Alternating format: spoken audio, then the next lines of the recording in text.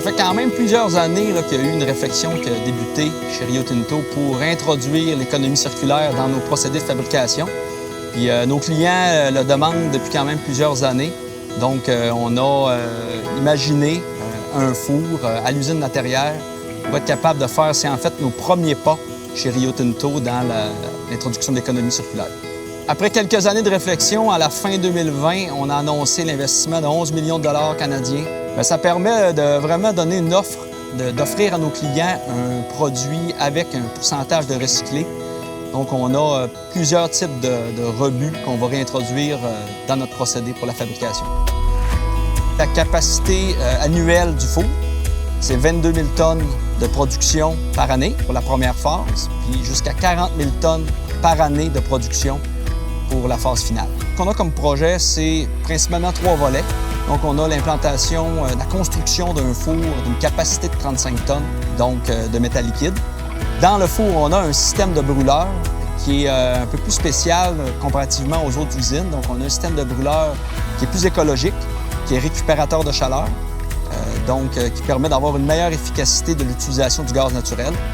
On a un système qui va permettre de siphonner le métal du four, donc de transférer le métal du four vers un creuset de transport pour être utilisé dans la production. Et on a aussi le bâtiment qu'on appelle le Mégadome, qui va pouvoir être utilisé pour recevoir les matériaux recyclés, les rebuts recyclés qu'on va introduire dans le procédé.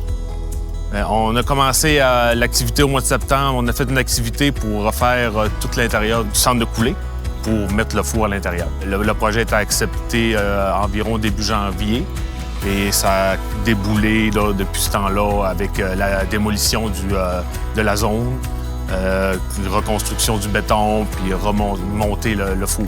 Là, on est rendu dans le fine-tuning. Ils sont en train de mettre tous les accessoires qui vont après pour le grand départ. Le défi de ce projet-là, c'était vraiment d'intégrer un projet au travers de nos opérations. On devait prendre un projet du début puis l'intégrer au travers de des opérations qu'eux ne peuvent pas arrêter. Et pour y arriver, ce qu'on a fait, c'est qu'on a libéré des gens à plein temps qui ont fait le lien entre le projet et les opérations. Au niveau de la santé-sécurité, le projet aujourd'hui se déroule très bien. On a des tournées quotidiennes avec les gens d'ingénierie, avec nos gens d'opération qui sont dédiés au projet pour s'assurer qu'au quotidien, on arrive à gérer tous les impondérables pour arriver au fil du temps.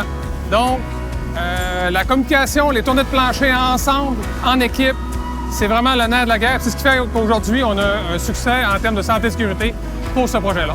Pour le projet, ce qui est important dans le cadre de mon rôle, c'est de s'assurer de respecter les coûts, s'assurer de respecter l'échéancier, la qualité et la santé, sécurité et environnement. Donc, dans le cadre du projet, on travaille avec différents partenaires et fournisseurs qui nous ont aidés à la réalisation du projet.